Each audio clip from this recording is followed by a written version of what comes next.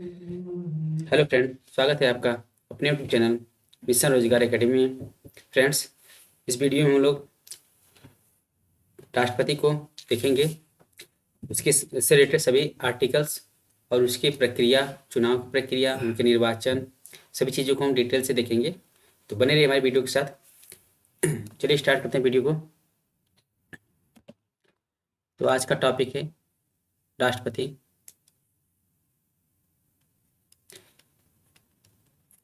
राष्ट्रपति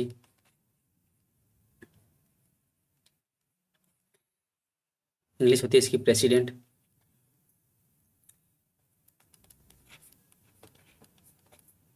ठीक है, प्रेसिडेंट। हम बात करते हैं राष्ट्रपति की। संविधान के भाग 5 में इसका उल्लेख है। संविधान के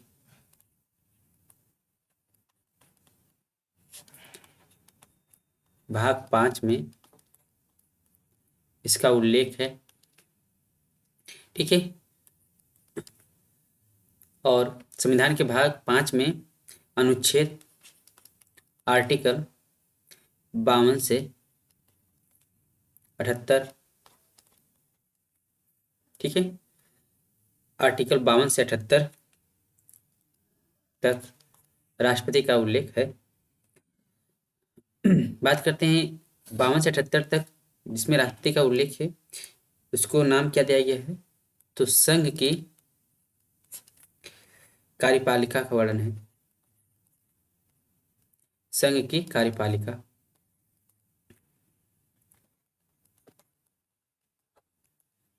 ठीक है, संविधान के भाग 5 में संघ की कार्यपालिका का वर्णन किया गया है। इसमें आर्टिकल 52 से 78 तक राष्ट्रपति के पद का उल्लेख है। बात करेंगे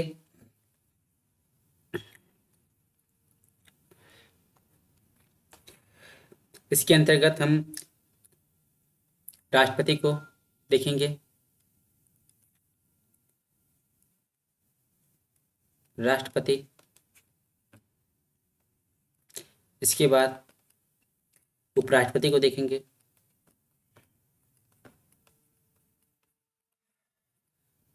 ठीक है, इसके बाद इसमें हम देखेंगे प्रधानमंत्री को। प्रधानमंत्री, इसके बाद मंत्रिमंडल को देखेंगे। मंत्रिमंडल, फिर इसके बाद हम लोग देखेंगे महान्यायवादी को। महान्यायवादी को इसमें हम देखेंगे। ठीक है, हम बात करते हैं राष्ट्रपति की। तो राष्ट्रपति जो है आर्टिकल 52 के तहत, आर्टिकल 52 के तहत भारत का एक राष्ट्रपति होगा। भारत का एक राष्ट्रपति होगा।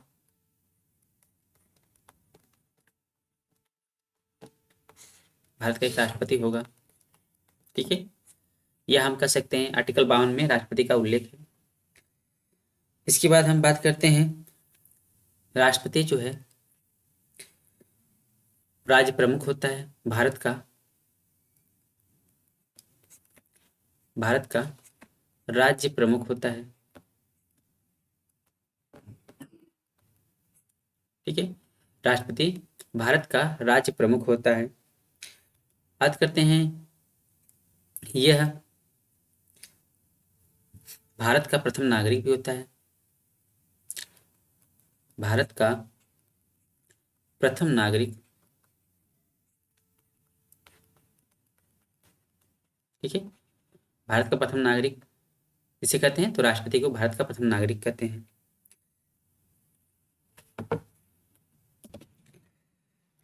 इसमें राष्ट्र की एकता, राष्ट्रपति राष्ट्र की एकता,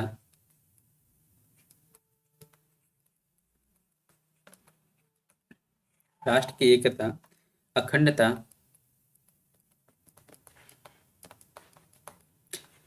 राष्ट्र की एकता, अखंडता एवं सुदृढ़ता का प्रतीक है।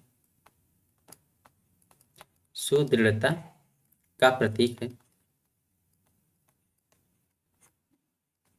ठीक है, हमने देखा आर्टिकल 52 में भारत के राष्ट्रपति का उल्लेख है। इसके बाद हमने देखा कि जो राष्ट्रपति होता है वो भारत का राज्य प्रमुख है। भारत का प्रथम नागरिक भी राष्ट्रपति होता है। ठीक है, इसके बाद हमने देखा राष्ट्र की एकता, अखंडता एवं सुदृढ़ता का प्रतीक कौन है? राष्ट्रपति है। तो राष्ट्रपति क्या है? राष्ट्र की एकता, अखंडता एवं सुदृढ़ता का प्रतीक है। हम बात करते हैं आर्टिकल 53 की। आर्टिकल 53 की बात करते हैं।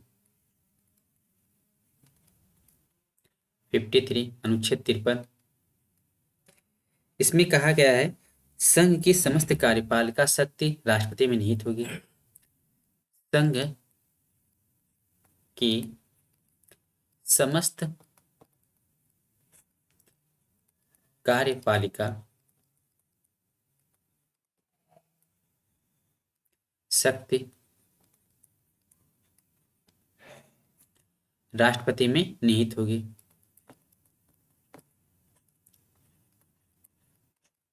राष्ट्रपति में निहित होगी। ठीक है, आर्टिकल 53 में कहा गया है संघ की समस्त कार्यपालिका शक्ति राष्ट्रपति में निहित होगी। बात करते हैं आर्टिकल 54 की, अनुच्छेद 54 की। इसमें राष्ट्रपति के चुनाव का उल्लेख है। 54 चुनाव। ठीक है, राष्ट्रपति के चुनाव का उल्लेख है। राष्ट्रपति के चुनाव का उल्लेख किस इसमें?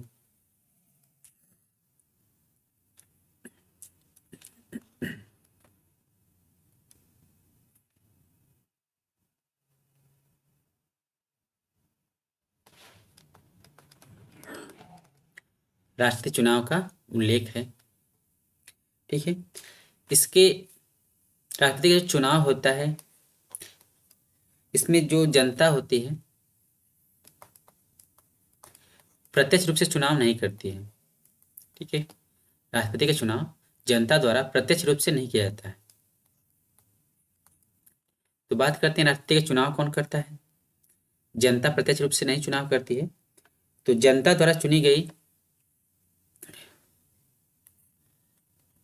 राष्ट्रपति का चुनाव जनता प्रत्यक्ष रूप से नहीं करती है, तो कौन करता है? तो जनता द्वारा चुनी गई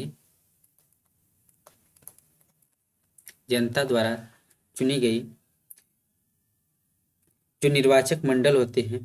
ठीक है, निर्वाचक मंडल। ठीक है, निर्वाचक मंडल के सदस्य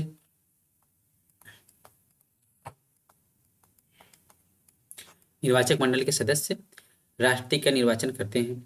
बात करते हैं कि निर्वाचक मंडल क्या होता है, इसमें कौन कौन लोग शामिल होते हैं, तो आइए उनको देखते हैं। हम बात करते हैं निर्वाचक मंडल की। निर्वाचन मंडल।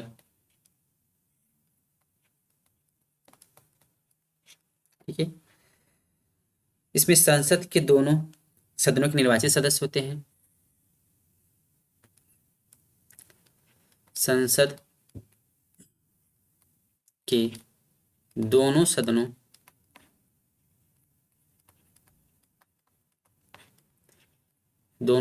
के निर्वाचित सदस्य।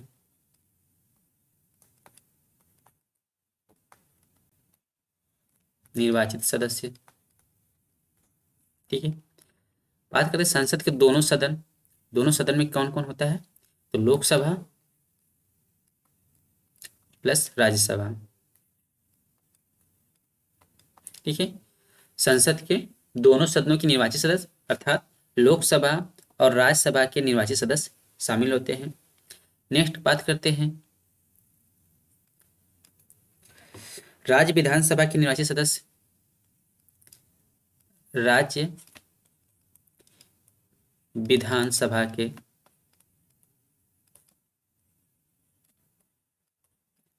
निर्वाचित सदस्य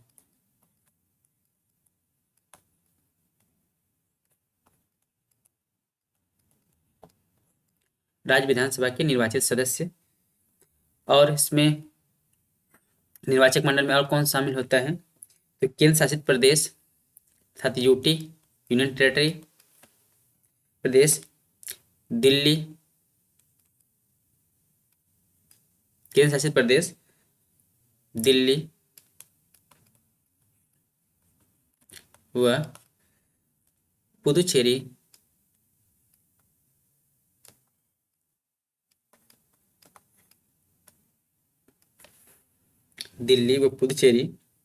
विधानसभाओं के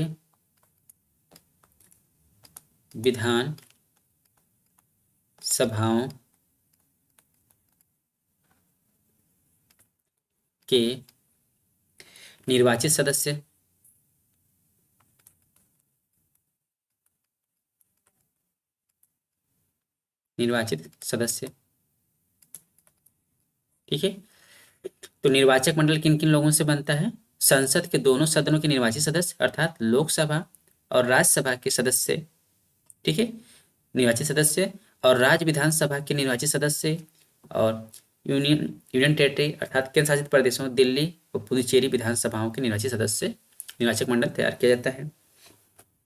तो बात करते हैं कि कौन कौन लोग राष्ट्रपति के निर्वाचन में भाग नहीं लेते हैं।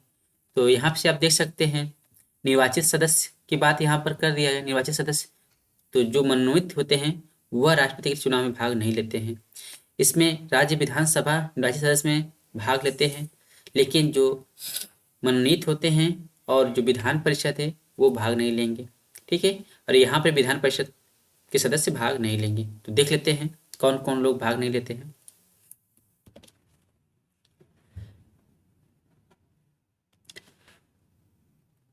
निर्वाचन में भाग नहीं लेते हैं, राष्ट्रपति निर्वाचन में भाग नहीं लेते हैं।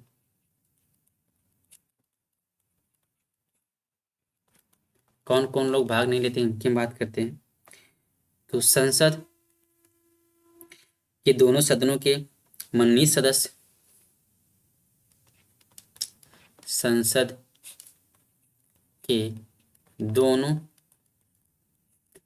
सदनों के मनोनीत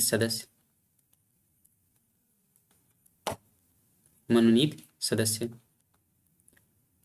ठीक है। मनोनीत का मतलब क्या है, जिसका चुनाव राष्ट्रपति द्वारा किया गया हो, ठीक है, मनोनीत सदस्य होते हैं।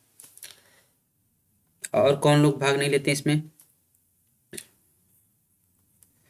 तो राज्य विधानसभाओं के मनोनीत सदस्य, राज्य विधानसभाओं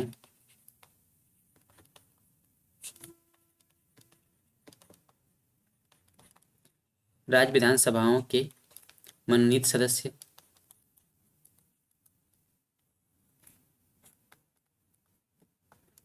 इसमें भाग नहीं लेते हैं, ठीक है। और जो राज्य विधान परिषदें हैं, राज्य विधान परिषदों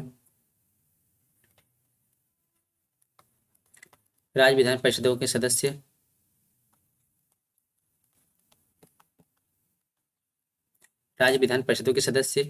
राज्य विधान परिषद की हम बात करते हैं, तो इसमें निर्वाचित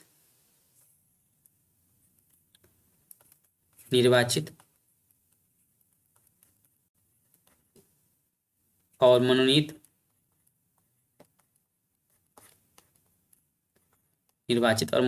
सदस्य दोनों शामिल होंगे, ठीक है। राज्य विधान परिषद के चाहे वो निर्वाचित सदस्य हों या मनोनीत सदस्य हैं, इसमें से कोई भी राष्ट्रीय निर्वाचन में भाग नहीं लेंगे। और कौन लोग भाग नहीं लेंगे इसमें, ठीक है, तो दिल्ली व पुदुचेरी, दिल्ली प्लस पुदुचेरी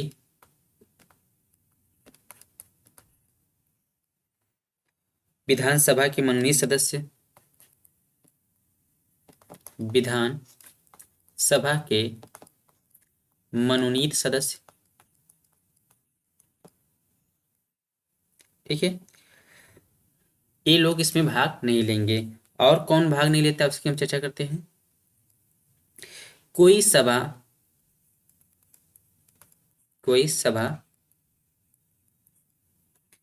विघटित हो गई हो,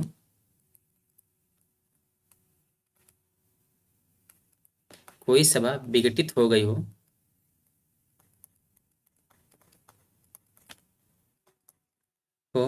तो उसके सदस्य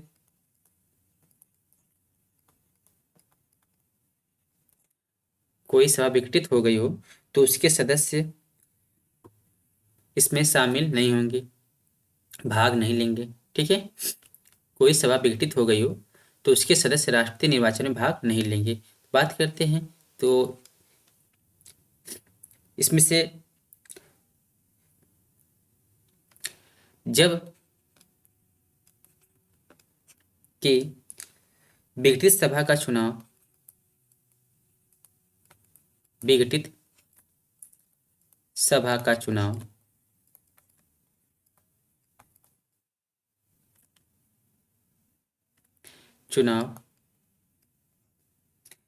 राष्ट्रपति के निर्वाचन से पूर्व न हो, राष्ट्रपति के चुनाव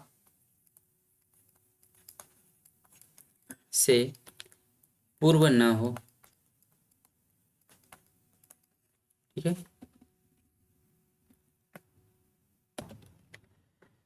कोई सभा विघटित हो गई हो तो उसके सदस्य इसमें भाग नहीं लेंगे, ठीक है। जबकि विघटित सभा का चुनाव राष्ट्रपति के चुनाव से पूर्व न हुआ हो, यदि राष्ट्रीय चुनाव से पूर्व हुआ हो तो उसके सदस्य जो हैं राष्ट्रपति निर्वाचन में भाग ले सकते हैं। यहाँ पर हमने बात की विधान परिषद की, तो हम देख लेते हैं विधान परिषद कहाँ कहाँ पर है।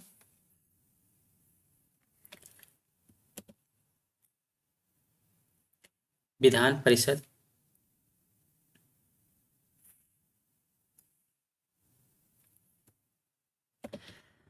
हम यहाँ पर विधान परिषद की चर्चा कर लेते हैं। विधान परिषद पहले 7 राज्यों में, विधान परिषद की व्यवस्था पहले 7 राज्यों में थी, 7 राज्यों में थी, लेकिन जब से जम्मू कश्मीर केंद्र शासित प्रदेश बन गया है तब से केवल 6 राज्यों में विधान परिषद, 6 राज्यों में विधान परिषद है, ठीक है। वो 6 राज्य कौन कौन से हैं उनकी चर्चा कर लेते हैं। उत्तर प्रदेश, बिहार, उत्तर प्रदेश, बिहार, यहाँ पर आंध्र प्रदेश, तेलंगाना,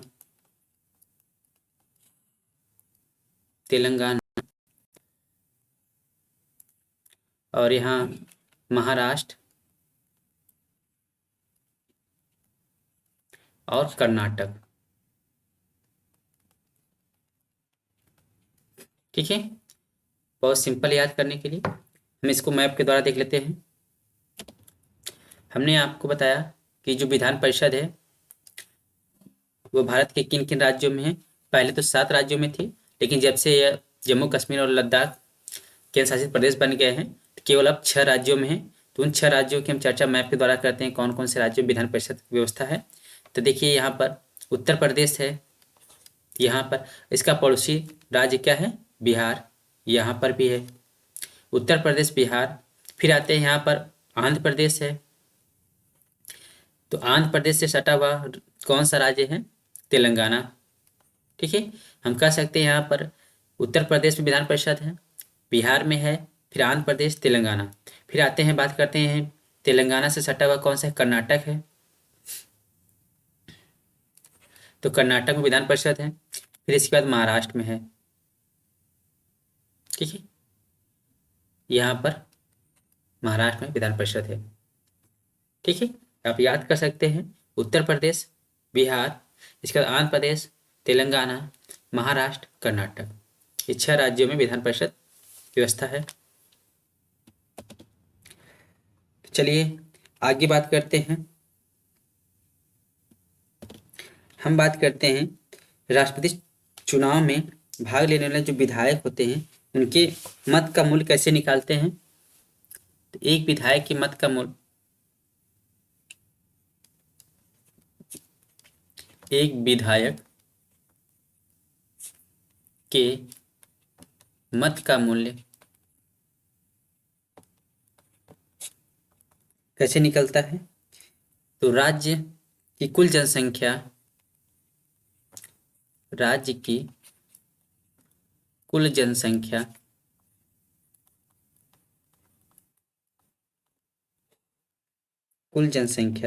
बटे राज्य विधानसभा के निर्वाचित कुल सदस्य, राज्य विधानसभा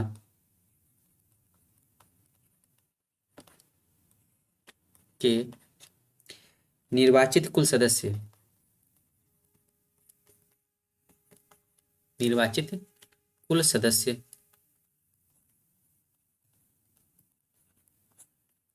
गुणे 1/1000। ठीक है। एक विधायक के मत का मूल्य कैसे निकालेंगे। तो राज्य की कुल जनसंख्या, मान लो हमें उत्तर प्रदेश का एक विधायक का मूल्य, मत का मूल्य हमें निकालना हो, तो उत्तर प्रदेश की कुल जनसंख्या ले लेंगे और उसमें उत्तर प्रदेश विधानसभा के जितने निर्वाचित कुल सदस्य रहेंगे उससे हम भाग दे देंगे और वहाँ पर हम क्या कर देंगे, गुणा कर देंगे 1/1000 से। तो जितना आएगा वो एक विधायक के मत का मूल्य हो जाएगा। मान लेते हैं कि राज्य की कुल जनसंख्या कितनी है उत्तर प्रदेश की।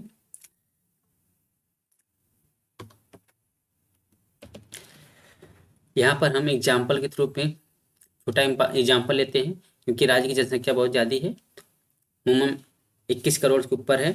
तो हम यहाँ पे ले लेते हैं, मान लीजिए कैलकुलेशन के लिए, आसान के लिए, मान लो उत्तर प्रदेश की जनसंख्या कितनी है, 25। ठीक है, इतनी जनसंख्या हो बटे हम क्या कर देंगे, मान लो राज्य विधानसभा के निर्वाचित सदस्य कितने हैं, 500 हों। एग्जैक्ट ए नहीं है, इसके वजह इसको समझाने के लिए हम लिए हैं। ठीक है, और उसमें हम क्या कर देते हैं, डिवाइड मल्टीप्लाई कर देंगे 1/1000 से। ठीक है, यह इससे कट जाएगा और यहाँ इससे कट जाएगा और 5 से इसको हम काट देंगे तो 5, यानी कि उत्तर प्रदेश के एक विधायक का मत का मूल्य कितना हो जाएगा, 5 हो जाएगा। इसी तरीके से हम सभी राज्य की निकालेंगे। ठीक है, बस याद रखना है कि उस राज्य की जनसंख्या कितनी है उसमें हम राज्य की विधानसभा के निर्वाचित कुल सदस्य से भाग मारेंगे और उसमें 1/1000 का मल्टीप्लाई कर देंगे और वहाँ से एक विधायक के मत का मूल्य निकल जाएगा। ठीक है, अब इसके बाद सभी राज्यों का निकालने के बाद हम उनको ऐड कर देंगे। ये केवल समझाने के लिए ये थे। अब बात करते हैं एक संसद सदस्यों के मत का मूल्य कैसे निकालते हैं।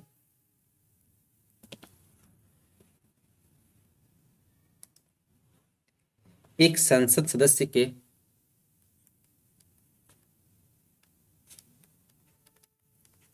संसद सदस्य के मतों का मूल्य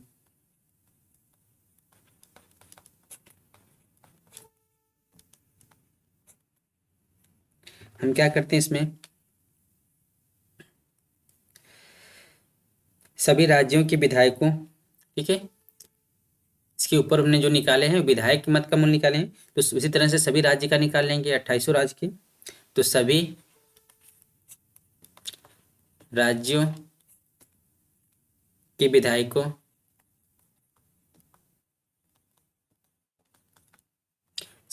के विधायकों के मतों का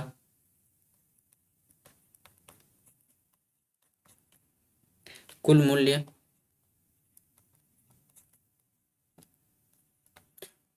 सबको निकाल के हम प्लस कर देंगे उसमें, फिर उस पर हम डिवाइड कर देंगे। संसद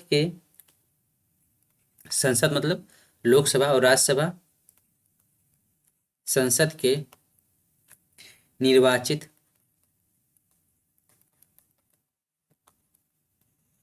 संसद के निर्वाचित सदस्यों की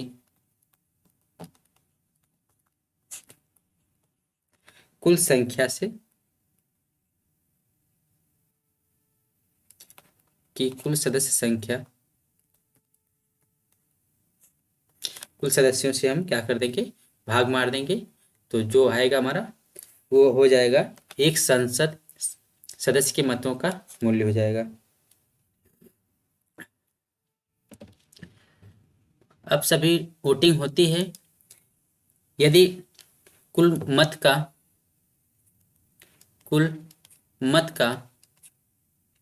ठीक है, कुल वैध मत का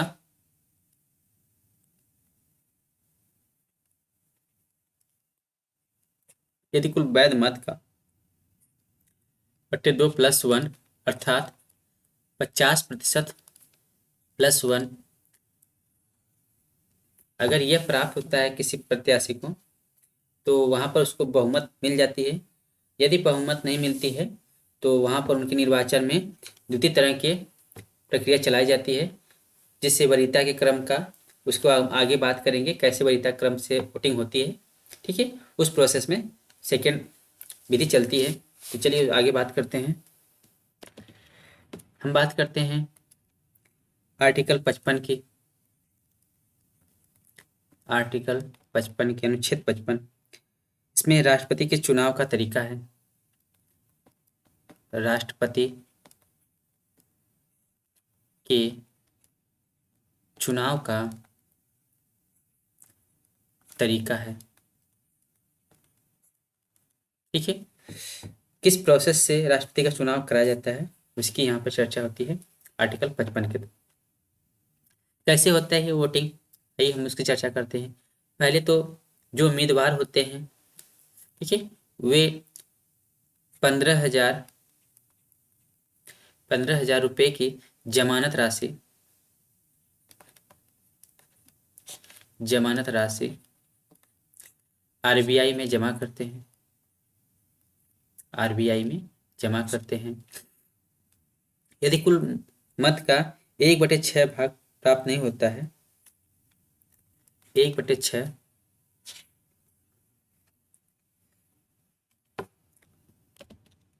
ठीक है, यदि कुल डाले गए मतों का 1/6 भाग प्राप्त नहीं कर पाता है तो उसकी जमानत राशि क्या होती है, जो 15,000 रुपये है, वो जब्त कर दी जाती है।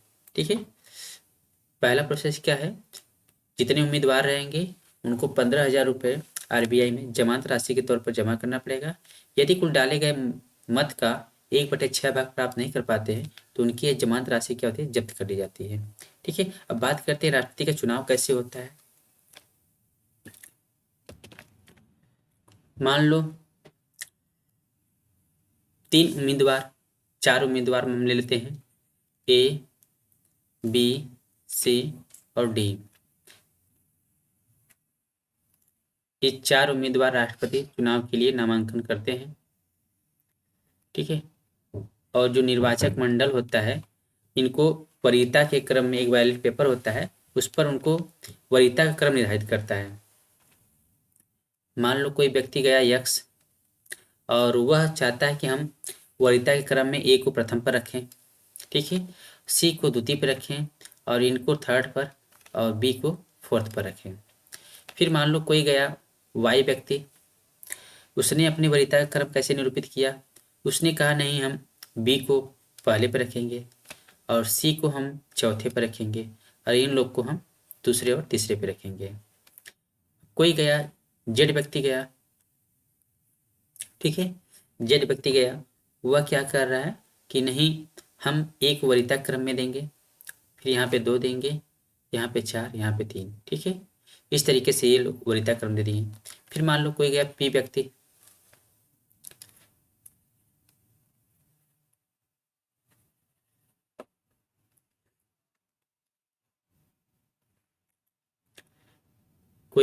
गया और उसने वरीयता का क्रम कैसे दिया कि मान लो उसने दिया, इनको 1 दिया, इनको 2 दिया, इनको 3 दिया, इनको 4 दिया। ठीक है, इसी तरह से सभी व्यक्ति करते चले जाएंगे।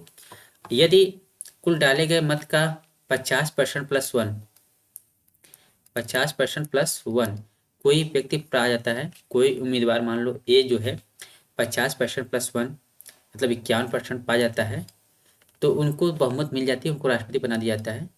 और यदि यह नहीं बना पाते हैं, 50% प्लस 1 से बहुमत नहीं पाते हैं, तो क्या करते हैं कि जो सबसे कम वोट पाया होता है, ठीक है, मान लो डी है, सबसे कम वोट पाया होता है, तो क्या करते हैं डी की इसको हम समाप्त कर देते हैं, इसके मत को हम इनवैलिड कर देंगे, और डी जो डी के प्रोसेस में पहला वरीयता दिया गया रहेगा उसको समाप्त कर दीजिएगा, और जो दूसरा तीसरा चौथा रहेगा उनको हम नेक्स्ट कैंडिडेट को हम वरीयता क्रम में निरूपित कर देंगे। मान लो इनको फर्स्ट मिला था तो फर्स्ट वाला कैंसिल कर देंगे, अब जो 2 मिला रहेगा वह क्या करेंगे, दूसरे व्यक्ति को दे देंगे, तीसरा जो रहेगा तीसरे व्यक्ति को दे देंगे, और चौथा जो मिला रहेगा वो चौथे व्यक्ति को दे देंगे, ठीक है। इसी तरीके से हम इनका क्रम यहाँ पे निरूपित कर देंगे। यदि इस प्रोसेस से भी अगर 50% प्लस 1 नहीं पाते हैं तो हम तृतीय चरण में चलते हैं। अब जो और इससे कम पाया रहेगा उसको हटा देंगे, तो जो पहला मिलेगा इसको समाप्त कर देंगे, और दूसरा जो क्रम दिया रहेगा उनको हम अगले व्यक्ति को देते चले जाएंगे, ठीक है। इसी तरीके से तृतीय चरण की मतगणना होती है। यदि वहाँ पे 50% प्लस 1 मिल जाता है तो उसको बहुमत सिद्ध हो जाता है, वही राष्ट्रपति घोषित हो जाते हैं। बात करते हैं आर्टिकल 56 की, अनुच्छेद 56।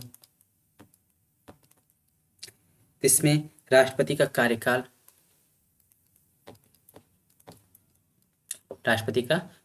है।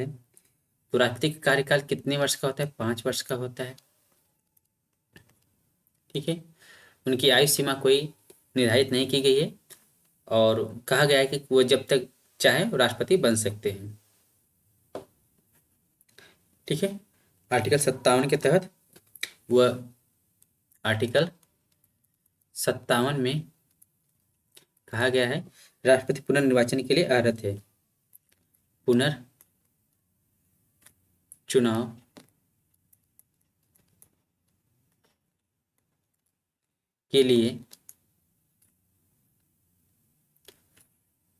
पुनर्चुनाव के लिए अर्हता है, ठीक है। उसको कोई फाउंडेशन नहीं है कि वह केवल एक बार राष्ट्रपति बन सकता है, 2 बार राष्ट्रपति बन, वह जब तक चाहे पुनर्चुनाव के लिए वह नामांकन दाखिल कर सकता है। जैसा कि राष्ट्रपति अमेरिका के राष्ट्रपति की बात की जाए तो वहाँ के अमेरिका के राष्ट्रपति के लिए केवल 2 कार्यकाल निर्धारित है, ठीक है। अमेरिका के राष्ट्रपति का केवल 2 कार्यकाल निर्धारित है, या तो वह 4 साल प्लस 4 साल 2 बार बन जाए, ठीक है। केवल 2 बार ही उनकी जो सीमा है निर्धारित है कि वहाँ के राष्ट्रपति, अमेरिका के राष्ट्रपति केवल 2 कार्यकाल तक ही राष्ट्रपति बन सकते हैं, ठीक है। बट भारत में ऐसा कोई प्रावधान नहीं है, और जब तक चाहे आर्टिकल 57 के तहत राष्ट्रपति के लिए नामांकन दाखिल कर सकते हैं। बस वहाँ पे उनकी जो कार्यकाल की सीमा होती है, जो शपथ लेते हैं तब से 5 वर्ष की होती है, ठीक है। बात करते हैं आर्टिकल 58 की। तो आर्टिकल 58 की हम यहाँ पे चर्चा करते हैं, ठीक है। आर्टिकल 58 में राष्ट्रपति चुने जाने के लिए योग्यता है। राष्ट्रपति चुने जाने की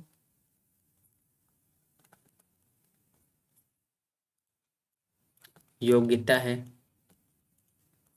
क्या क्या योग्यताएं होनी चाहिए एक राष्ट्रपति बनने के लिए, तो हम बात करते हैं नंबर 1 की। तो वो भारत का नागरिक हो,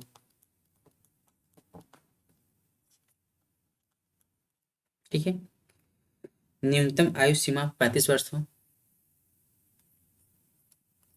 न्यूनतम आयु कितनी होनी चाहिए, 35 वर्ष।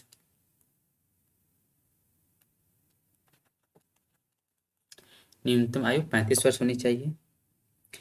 वो लोकसभा का सदस्य बनने की योग्यता रखता हो, लोकसभा का सदस्य बनने की योग्यता रखता हो, लाभ के पद पर न हो, ठीक है, लाभ के पद पर न हो, पागल या दिवालिया न हो, ठीक है, पागल या दिवालिया न हो,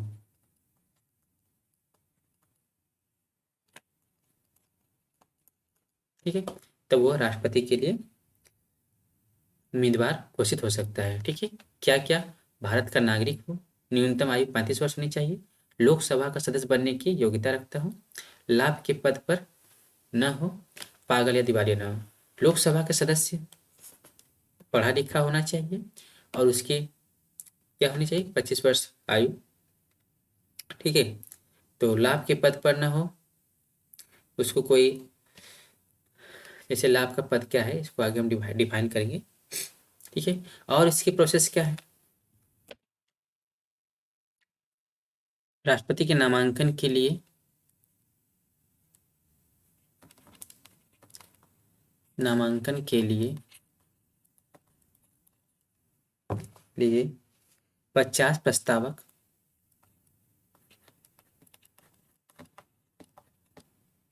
50 प्रस्तावक व 50 अनुमोदक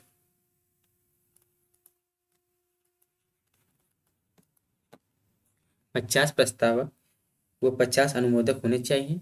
ठीक है, मतलब कि हस्ताक्षर करने चाहिए। और नामांकन के लिए आरबीआई में 15,000 की जमानत राशि 15,000 की जमानत राशि जमा जमा करनी पड़ती है।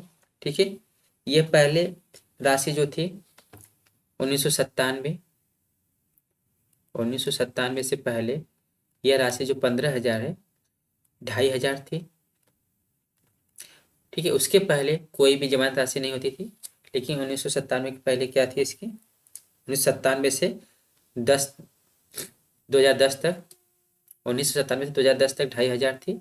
अब इसकी राशि कितना कर दी गई, 15,000। 1997 से पहले कोई जमानत राशि नहीं होती थी। हमने इसको आपको पहले ही बताया कि यदि कुल डाले गए मत का 1/6 भाग प्राप्त करता है कोई उम्मीदवार, तो उसकी जमानत राशि सेव बची रहती है, सुरक्षित पड़ी रहती है। ठीक है, यदि उम्मीदवार घोषित रहता है तो उसको जमानत राशि वापस कर देती है। यदि वो 1/6 भाग नहीं पाता है तो उसकी जमानत राशि क्या कर ली, जब्त कर ली जाती है, जमानत राशि जब्त कर ली जाती है। ठीक है, बात करते हैं आर्टिकल 59 की। आर्टिकल 59 की, ठीक है, आर्टिकल 59 में राष्ट्रपति के कार्यकाल की दशाएं हैं। राष्ट्रपति के कार्यकाल की दशाएं हैं। ठीक है, राष्ट्रपति किस दशा में, उसकी कार्यकाल की दशाएं क्या क्या होनी चाहिए, आर्टिकल 59 में कहा गया है। बात करते हैं आर्टिकल 60 की, तो अनुच्छेद 60,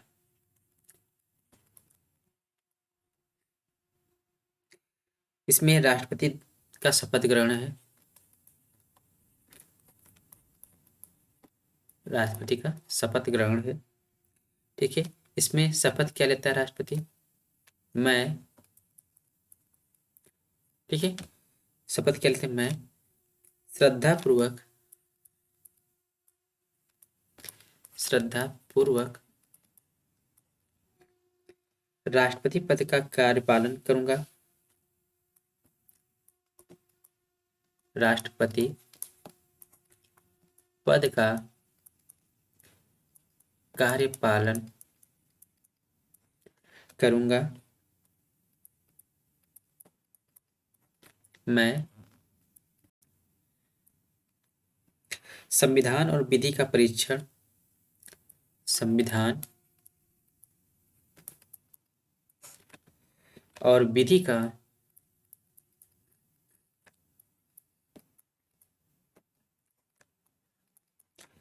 परिरक्षण, संरक्षण, संरक्षण व परिरक्षण करूँगा, प्रतिरक्षण करूँगा।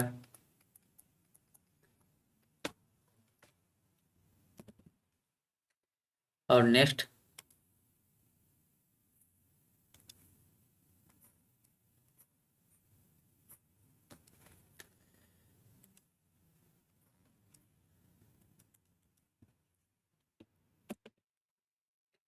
भारत की जनता की सेवा,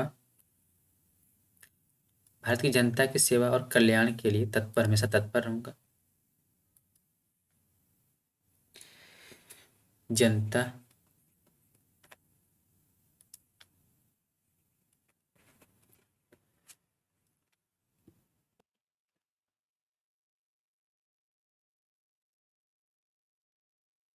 भारत की जनता की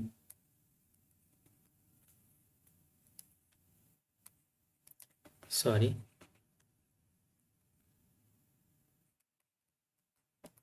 भारत की जनता की सेवा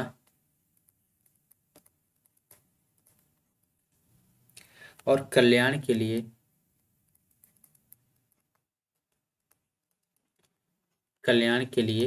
निरंतर तत्पर रहूंगा।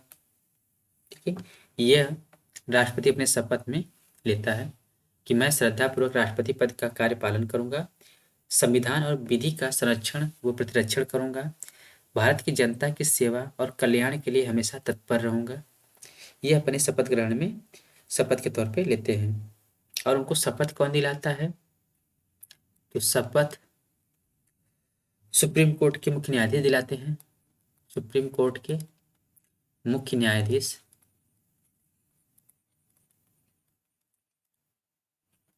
सुप्रीम कोर्ट के मुख्य न्यायाधीश दिलाते हैं। यदि सुप्रीम कोर्ट का मुख्य न्यायाधीश उपस्थित नहीं रहता है, अनुपस्थित रहता है, तो जो सुप्रीम कोर्ट के वरिष्ठतम न्यायाधीश रहेंगे वह राष्ट्रपति को शपथ ग्रहण दिलाएंगे। ठीक है, तो यहाँ तक रहने देते हैं फ्रेंड्स। और भी कुछ आर्टिकल रहेंगे तो उसको अगली वीडियो में कवर करेंगे। तो मिलते हैं अगली वीडियो में, तब तक के लिए bye bye, thank you and have a nice day.